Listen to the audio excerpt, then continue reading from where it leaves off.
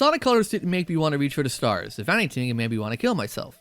I don't like this game. I didn't like it when it first came out, and I definitely didn't like it when they re-released it and somehow made it worse. Laser! Colors is often regarded as one of the better Sonic games. People praise it for its level design, story, music. I've never understood why. Something about this game never clicked with me. And look, I love Sonic Unleashed, so a game that was just the daytime stages seemed like a no-brainer, right? Like, how could they possibly fuck it up?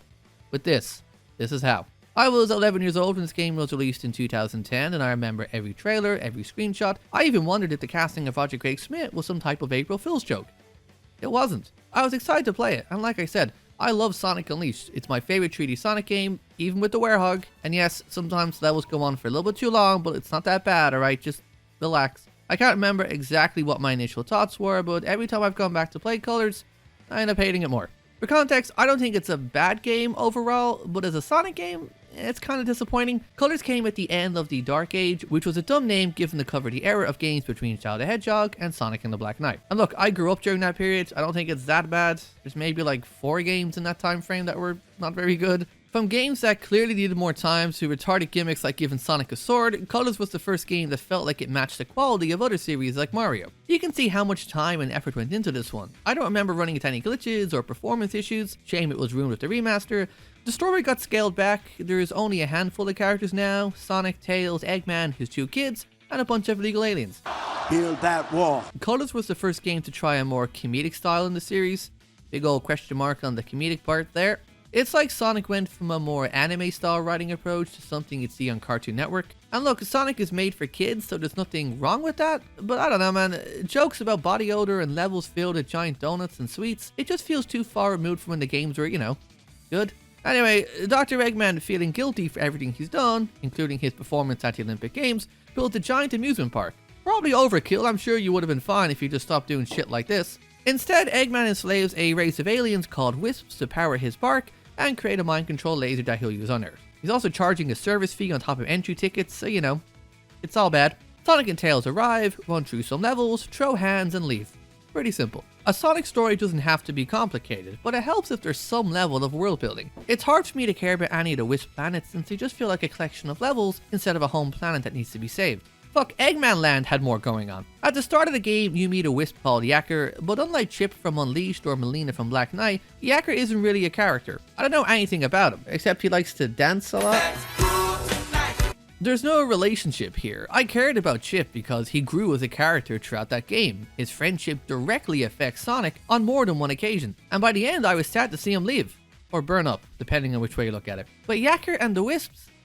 Fuck them. Another missed opportunity was not having a central hub world. It didn't have to be as big as Adventure or as 6, but having a place to run around and maybe interact with the Wisps, that would have been fun. And the more you save, the more populated the park becomes. See, that's why Adventure and Unleashed stories connect so well, because you care about stopping Dr. Eggman from destroying those worlds. You visit these places multiple times, you talk to their villagers, eat their food. Dude, you gotta stop selling me so many hot dogs.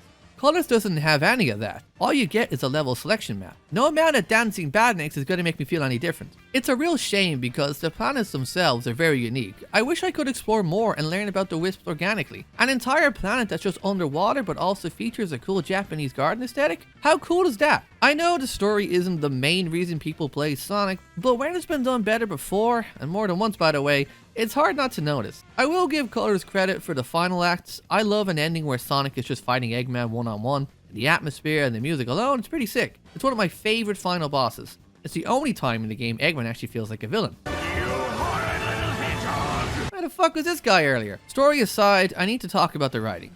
It's terrible. Sonic games aren't known for great dialogue, but they usually work. They can be serious, funny, sad, it doesn't matter because they're usually all tied together. But Colors focuses way too much on trying to be funny, and it never is. The game gave us the line Baldy McNose hair, and I just can't, alright? Baldy nose hair! I think my biggest problem with Roger Craig Smith's performance as Sonic is that he sounds too old, and he comes across like a mature college student who thinks saying dude in every sentence helps him blend in. Sonic is supposed to be 15. There's no argument around it. You can't tell me that when you look at a picture of Sonic, this is the voice you hear. No copyright law in the universe is going to stop me! Ryan Drummond is still the best Sonic. He sounds energetic, cocky, and most importantly, like a teenager. You know, the fucking description of the character. Jason did it too. He even managed to make Sonic sound more mature and laid back without lowering his voice by 10 octaves. But in the last 15 years, Roger's performance has only gotten worse. His voice in Frontiers and Cross Worlds is terrible. Too much fun finding a way to restore you.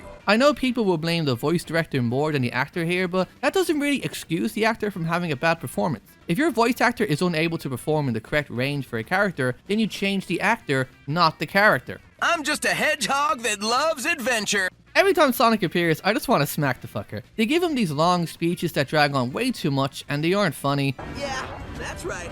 I'm stretching. You got a problem with that? I want to be able to fully enjoy taking you apart without some pulled muscle slowing me down. Okay, now I'm ready. Of course, if you want to run away, please feel free. There's no shame in it. In fact, Tails even calls him out on it. Sonic isn't exactly a talkative character, he's a little more reserved. If it's annoying for the characters, it's going to be annoying for the audience. So why write it that way?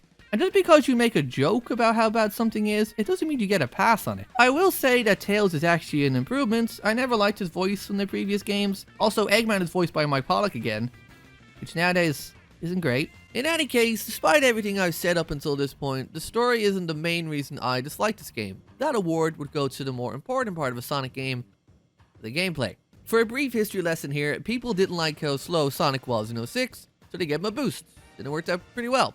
In fact, they kept doing it. And okay, at this point people are a little sick and tired of the boosts, but you know, I think it's neat. It's very hard to come across another platformer that feels this fast. And I'm fucking looking at you, Ukulele. The biggest complaint I've seen with Colours, despite being spelled with a U, is that the game relies too much on the 2D sections. And having replayed the game again, it's pretty obvious that, yeah, it's a 2D game. And considering those are the ones that get the best reviews, you can kind of see why this game is so well received. But the type of control Sonic has in the boost engine doesn't really complement 2D gameplay.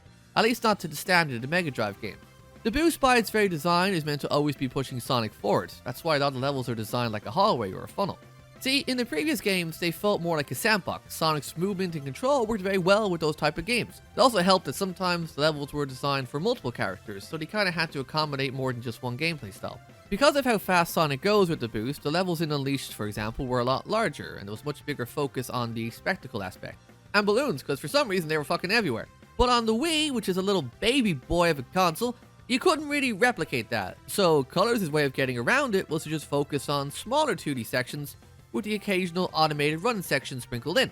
But see, in doing this, you ended up making a game that feels more like a Mega Man game than a Sonic one. And I hope you like levels filled with boxes, because that's 80% of what you'll be doing here. I think it's important to explain the difference between the design of a traditional Sonic game against that of Colours. See, in the classic titles, Sonic relied a lot more on the physics and momentum. Levels were usually filled with ramps and slopes, and if you were able to maintain your speed, the game would reward you.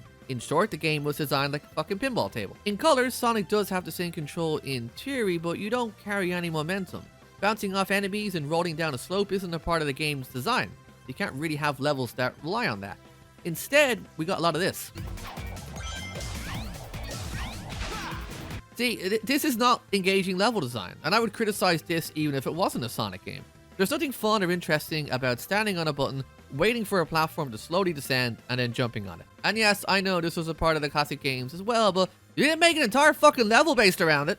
Instead of having 1 or 2 acts per zone, Colours gave us a total of 6 per zone.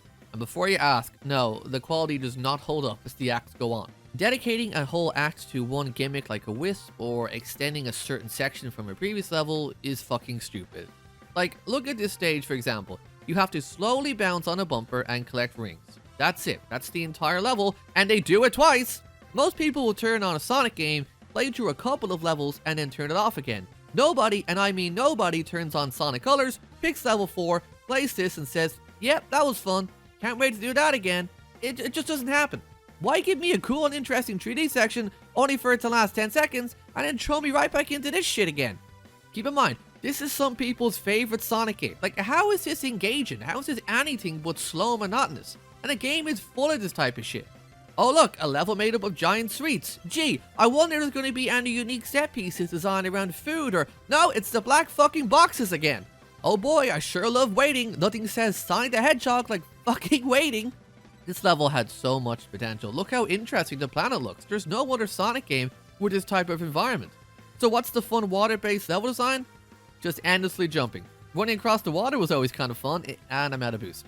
There is this one section in the level, it lasts about 10 seconds, but you get to explore a nice little area in 3D. It has a little waterfall, pots you can break, more than one path. This was nice. I wish there was more of this. Since we're talking about the level, see the mini boss here? Fuck this thing. The game does not teach you what to do. You think in order to dodge his attacks, you would have to change what side you run on when he swings? Nope, wrong. Okay, so what about if I jump over the attacks? No, I can't do that either. Can I get running while boosting? No, because you only have so much. You're meant to boost just before he starts his attack and then stop. And I want you to remember that because it's going to come up again later. I've seen people talk about how good Starlight Carnival is, but I think this level just sucks. You do a total of 3 things here. Number 1, watch Sonic run on some fancy roads with a lot of lights. Occasionally you get to switch lanes. Number 2, take part in some boring and monotonous 2D sections and fall. A lot. And number 3, no, that's it. Nothing here stood out or felt engaging in the slightest. Remember Egg Flea from Sonic Heroes? That shit felt like something. The level design actually took advantage of the location. This just feels like I'm on a Disney ride and not a very fun one. There's this one section though that I always remembered. It's actually in 3D, so that's kind of rare. It's the tower part. It's actually a pretty big section of the level, and by the looks of it, you would imagine you finally get to do some interesting platforming. Nope, you actually just have to use the hover wisp and lightspeed dash all the way up to the top. You almost had me, Colours. I think now is a good time to talk about the wisp, since as the levels go on, you end up unlocking more. It is cool how once you unlock a wisp, you can go back to a previous level, and then there's a bunch of new areas and paths you can play. Personally, I just like drilling everywhere. So let's run through these nice and quickly, okay? We got the white wisp, which gives you a boost and has the lowest crime rate out of all the other ones. They're not very common, and they kind of run out way too fast. I actually lost count of the amount of times I was left with no boost, so you end up having to homing attack a bunch of enemies in a chain, or slowly run through a set piece that the game clearly meant you to have a boost for. Next is the laser wisp. You can zigzag across a bunch of enemies or spasm the fuck out all over the stage. That was easier, I guess. Rocket wisp makes you fly and then fall down slowly. Also, it's the name I give to my penis. The drill wisp lets you drill, kind of in the name. It's actually the only one I really enjoyed. Control's pretty fun, it's fast, and the game was pretty cool. We got cube. It turns shit blue. I don't know either. Spike wisp is the spin dash. A move Sonic already fucking had, but whatever. Hover wisp, you can fly and use the lightspeed dash, so that's neat. And last is the frenzy wisp. You get to destroy parts of the level, and you get bigger as you do it. It works pretty okay in 2D, but it's a fucking nightmare to control in 3D. Kinda makes you wonder why they put it in. So, in short, they either give Sonic back an ability he already had, or let him turn blocks into coins. Suddenly the Werehog isn't looking that bad, now is he? Asteroid Coaster is a weird one because you can play these levels in any order. It's not really a final level, it just looks all spooky and shit. I think it's an interesting level. The roller coaster part reminds me of Sonic Adventure, and I had some fun with the whole jumping between roller coaster parts and landing on different asteroids. But again, a large majority of the level is just the same old tiresome 2D block platforming section. To be fair, there is a good amount of 3D here, especially compared to some of the other levels, but any fun I had was killed by that stupid fucking anti-gravity gimmick. Or having an entire level be racing against a bunch of motorbugs. That's just stupid. So there is one stage I haven't talked about yet, and there's a reason for that. Planet Wisp is by far the best thing about this game. I would go as far to say this is one of the most beautiful and unique levels from any video game. Just a shame the level isn't fun to play. The opening of Act 1 is incredibly beautiful to look at, and it leaves a really strong impression of how good of a game Sonic Colors can be. In fact, it makes me want to take back everything bad I've said so far. Then I play Act 2 and I'm thinking, no, yeah, it's still bad. The part that takes place outside is really good. I like the whole design of the planet, the contrasting colors, the bitching level team. It makes the stage way more interesting than some of the other ones. The stage is split in two, where one half is the actual planet in its natural environment, and the other is Eggman's factory. Occasionally, there's a bridging point, and they don't mix. Once you get to the factory, the level stops becoming fun, aesthetically as well, because this isn't very interesting to look at. Most of the 2D sections take place here, and since the level is designed horizontally, like a tower you're climbing, level design becomes really slow. Jumping on tiny platforms and waiting for 10 fucking hours is basically all you'll be doing here. Plus, there's a bunch of bottomless pits everywhere, and the black boxes are back again! There's a much bigger focus on using the wisps there. I mean, no shit, it's literally their home.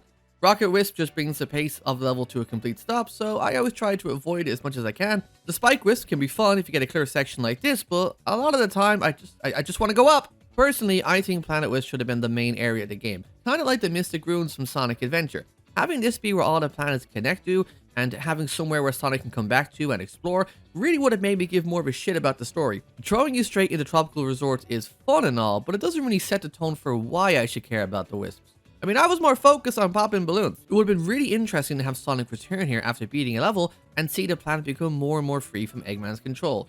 Look, I know some people might enjoy Sonic riffing to himself after destroying one of Eggman's robot generators, but this never really did anything for me. I think Unleashed handled it way better. Every time you destroyed a piece of the planet, it felt like a big event. And hey, Sonic didn't spend 90% of the cutscene talking. In any case, to give Sonic Colors some brownie points, now it's hot. I think this game has a really strong final act. The last zone is split into 3 acts. The first has Sonic running down towards the fucking earth. See, this is the type of Sonic level I like.